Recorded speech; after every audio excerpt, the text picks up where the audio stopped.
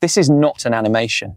A real camera is flying through the most expensive machine human beings have ever built, 250 miles above your head. It has been lived in without a single day's break for over 25 years. Every person on Earth younger than that has never known a day with all of humanity on the planet. Nobody can tell you what it actually cost. Not even NASA. The honest answers range from $75 billion to $250 billion. And its builders have already signed the contract to destroy it. In January of 2031, all 430 tons of it will be steered into the Pacific Ocean, on purpose. This is the real story of the International Space Station, told with real footage, inside and out. Every number in this video is sourced, and where the official numbers disagree, we'll show you that too. Start with the fact almost nobody remembers. This thing very nearly never existed. January 1984. President Reagan stands before Congress and directs NASA to build a permanently crewed space station within a decade. The promised price, $8 billion. 9 years later, the program had spent over $11 billion and launched nothing, not one piece of hardware. So in June of 1993, the House of Representatives voted on whether to kill it. The station survived by one vote, 216 to 215. It would survive 22 separate termination votes in total. What saved it for good was the end of the Cold War. That same year, the White House merged the American station with Russia's planned successor to Mir. The station's Russian backbone, the module that still holds its main engines today, has a hull that was fabricated in the Soviet Union in the mid-1980s. No factory on Earth could assemble it, so they assembled it in orbit. November 20th, 1998. A Russian rocket lifts the first module, Zarya, off the pad at Baikonur. Here's the twist almost every documentary gets wrong. Zarya was built in Moscow, but NASA paid for it. The first Russian-built piece of the station is legally American property.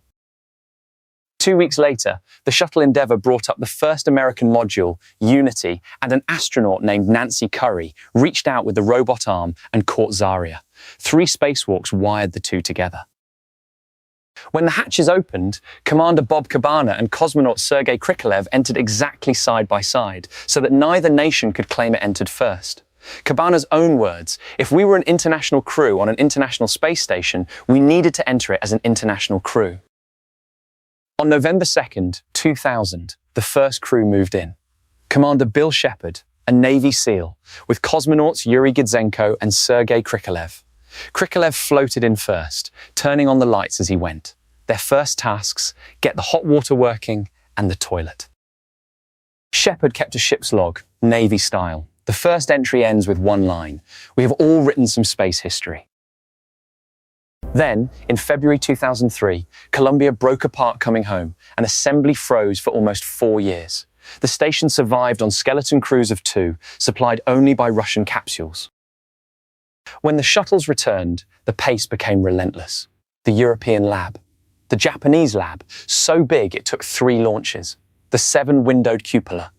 By July 2011, after 37 shuttle flights, the American side was complete. It nearly came apart more than once. In 2007, a solar wing tour while unfurling, live, with the whole array energized. Astronaut Scott Parazynski rode a 90-foot boom to the tear and stitched it shut with improvised wire cufflinks. We told his story in our last video. This is what it looked like from his helmet. So what did all of that actually cost? Here is where it gets genuinely strange.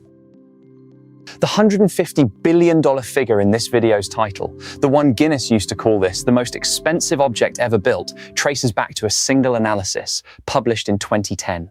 It added NASA's station budgets to the partners' spending to 36 shuttle flights priced at $1.4 billion each. NASA's own Inspector General audited the American share a few years later and got $75 billion through 2013. The entire gap between the two numbers comes down to one accounting choice: what you decide a shuttle flight costs. An astronaut, Terry Virts, who commanded the station, told Time magazine the true lifetime total is probably over 200 billion, maybe 250. From Reagan's $8 billion promise to $250 billion, nobody actually knows. What we do know, keeping it flying costs $3 to $4 billion every year. Divide it out, and a single day of one astronaut's time comes to roughly $7.5 million. Now step inside, because the station's real product isn't science. It's 7 people kept alive by a machine that never stops fighting to kill them. The living space is bigger than a 6-bedroom house, with 2 bathrooms, a gym, and a 360-degree bay window. It circles the Earth every 90 minutes. The crew watches 16 sunrises a day. The air they breathe is made by splitting recycled water into oxygen and hydrogen. When that machine fails, and the Russian one has failed repeatedly, the backup is burning chemical oxygen candles, the same type of device that once set the space station Mir on fire. Even working perfectly, the air holds roughly 10 times the carbon dioxide you're breathing right now. Astronaut Scott Kelly wrote that he could feel the levels change in his own body: headaches, burning eyes, irritability. The water is more impressive and more unsettling. Since 2023, the station recovers 98% of all its water. Urine, sweat, even the moisture in every breath, distilled back into drinking water that NASA's engineers say is cleaner than city tap water. The crew has a saying: yesterday's coffee is tomorrow's coffee. Power comes from an acre of solar panels.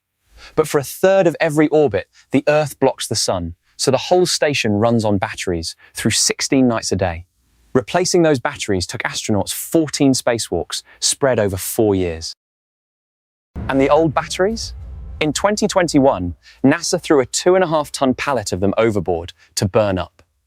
In March 2024, a piece the size of a soda can survive re-entry and punched through the roof of a family home in Naples, Florida. NASA confirmed it was theirs. The station's cooling runs on ammonia, which is toxic. In 2013, the crew watched frozen ammonia flakes drifting away from a leak. And one morning in 2015, the alarm said ammonia was inside the cabin. The crew masked up, abandoned the entire American half, and sealed the hatch behind them. It turned out to be a false alarm. For several hours, nobody knew that. Daily life aboard is stranger than the hardware. Astronauts sleep strapped inside phone booth-sized cabins. In weightlessness, the carbon dioxide you exhale doesn't rise away from your face. It hovers there in a bubble. Without a fan blowing on you all night, you wake up gasping with a headache. The newest toilet costs $23 million. It works by airflow, has a 3D printed titanium fan separator, and was the first design from the start around female astronauts. Everything it collects feeds the water system. Tomorrow's coffee. Every crew member exercises about 2 hours a day, 6 days a week, because in weightlessness, the body simply stops building itself. NASA's own data measured bone density losses of 2 to nearly 4% on long missions, even with the machines. There is no bread, only tortillas. Crumbs float into equipment. There is no laundry at all. Clothes are worn for days or weeks, then bagged as trash and burned up inside departing cargo ships. A crew of 6 throws away roughly 900 pounds of clothing a year. And space itself has a smell. Astronauts coming in from spacewalks describe it the same way. Hot metal, welding fumes, burnt gunpowder. It clings to their suits and gloves in the airlock. 25 years of continuous occupation means 25 years of near misses. These are the real ones. August 2018. Pressure starts bleeding out of the station, and the crew traces it to a 2-millimeter hole in a docked Soyuz capsule. A cosmonaut plugs it with epoxy-soaked gauze. Then the investigation finds something disturbing. The hole was made by a drill from the inside. That December, 2 cosmonauts took knives to the capsule's hull insulation live on NASA television to sample the hole from outside. Russia finished its investigation and never published it. Russian officials floated blaming an American astronaut. NASA called the suggestion baseless, and to this day, no cause has ever been made public. July 2021. A newly docked Russian lab module suddenly starts firing its thrusters, uncommanded. The station is dragged through a tumble. NASA said 45 degrees that day. The flight director later admitted it went around 1.5 full times and ended upside down. His words, "This is no kidding, a real event." November 2021. Russia destroys one of its own dead satellites with a missile, 1,500 pieces of trackable debris in an orbit crossing the stations. The 7 people aboard, including 2 Russians, are woken and told to shelter inside their return capsules. The debris field came back around every 93 minutes. And sometimes the near miss is quieter. Frank Rubio launched for 6 months. His ride home sprang a coolant leak while docked and was declared unsafe to carry him. He came home after 371 days, the longest American spaceflight ever. His own words, "If they had asked me up front, I probably would have declined." Today, the quietest emergency of all is structural. The tunnel on the Russian segment, the same tunnel the first crew floated through in 2000, has been cracking and leaking air since 2019. NASA ranked it the single highest risk on the entire station. Russia says the welds are fatigued but safe. NASA has never accepted a cause. This year, Russia sealed the tunnel's hatch permanently. $250 billion. So what did humanity get?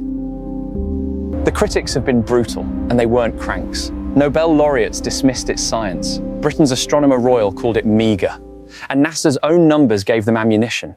At the end of 2013, about 15% of the American experiment racks sat empty. But in July 2025, researchers finally did what nobody had done. They tested it. They compared over 1,300 station experiments against matched work by the same scientists on Earth. Public station research was cited 63% more. Its patents, over 80% more.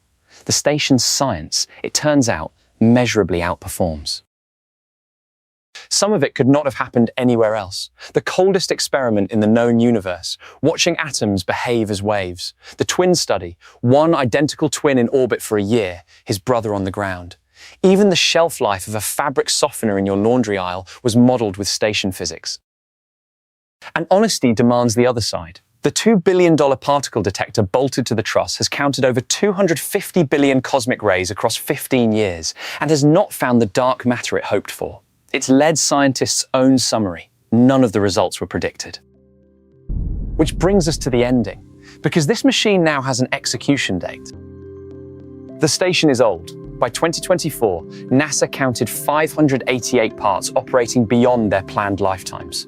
Boosting it to a graveyard orbit is physically impractical. Taking it apart is impossible. No vehicle exists that could, and nobody on Earth wants to buy it. That leaves one option. NASA has paid SpaceX up to $843 million to build the deorbit vehicle, a monster Dragon capsule with 46 thrusters. NASA itself puts the full cost of the funeral at around $1.5 billion.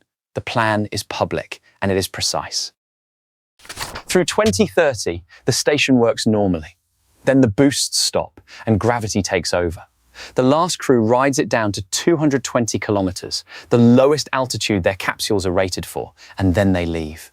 The last hatch closes, and humanity's longest continuous presence off the Earth ends. In the final week, the deorbit vehicle fires for the last time over the emptiest stretch of ocean on Earth, Point Nemo. The station starts tearing apart around 78 kilometers up. Solar wings first, then the modules themselves. What survives, pieces from microwave-sized to SUV-sized, rains into a footprint 2,000 kilometers long. Not everyone agrees on the timing. Elon Musk, whose company is building the deorbit vehicle, publicly recommended bringing it down years early. NASA held its date.